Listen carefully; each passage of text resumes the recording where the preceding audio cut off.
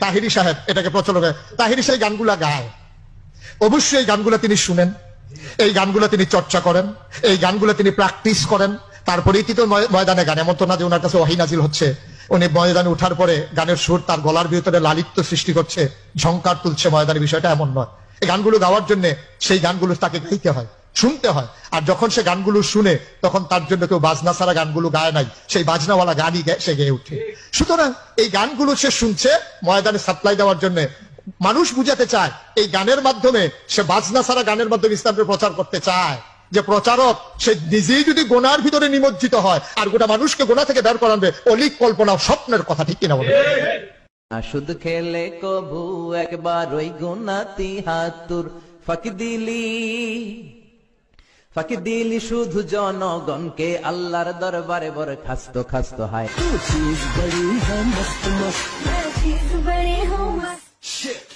দেশের 12টা বাজাইল রে, এসব দেখা মরি আমরা। তোমারে লেগেছে এত যে ভালো, রাতেরও আধারে দোসর হয়ে, তাই সে আমারে টানে, চাঁদ বুঝি তা জানে। আধরাতে যদি ঘুম ভেঙে যায়, মনে পড়ে মোরে প্রিয়।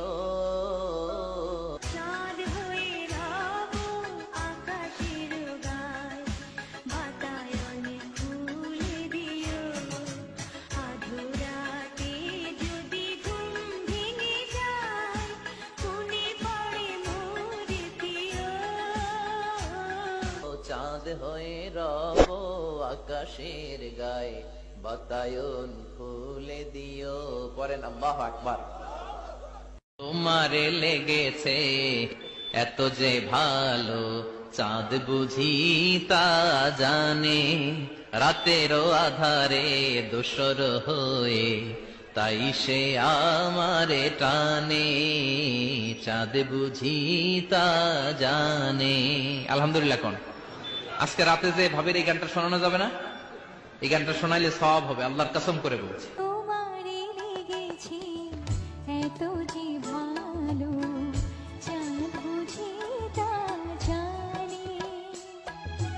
এসো হে বৈশাখ আমার অন্তরে, তোরে লয়া বাজবো বাসা ওই আকাশে।